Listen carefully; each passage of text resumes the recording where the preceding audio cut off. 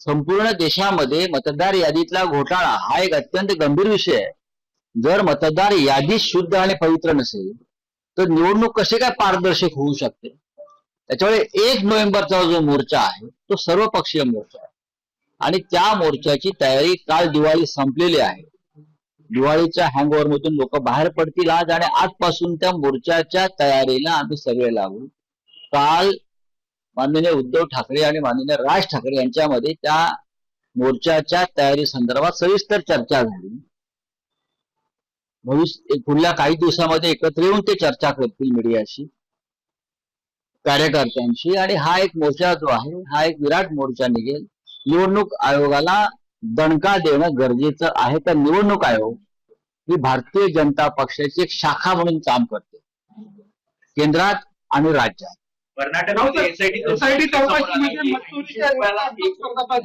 आहे की कर्नाटकमध्ये पर होट डिलीट 80 रुपये, फार स्वस्तात सौदा करतात.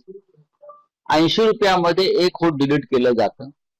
अशा पद्धतीनं हजारो मतं कर्नाटकातील मतदार यादीतून वगळण्यात आली. महाराष्ट्रामध्ये सुद्धा हाच फॉर्म्युला लावला जातो कारण तीच एजन्सी जी कर्नाटकात काम करत होती या सगळ्या घोटाळ्यावर, तीच एजन्सी भारतीय जनता पक्ष आणि मिंदेच्या लोकांनी अशा एकूण 6 एजन्सी त्यांनी लावलेल्या. त्यांना हवी असलेली नावं मतदार यादीत टाकायची आणि जिथे आम्हाला मतदान होऊ शकेल त्या भागातली मतं गाळायची.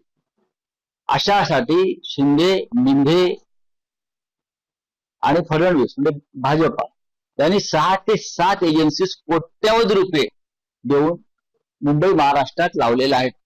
म्हणून तर ते सांगतायत ना की आमचाच महापौर होईल आणि त्यांचे ब्रँड अँबॅसेडर कोठारे. आता isakal.com आहे देशातील नंबर 1 ची मराठी न्यूज वेबसाईट. प्रत्येक अपडेटसाठी isakal.com ला नक्की भेट द्या.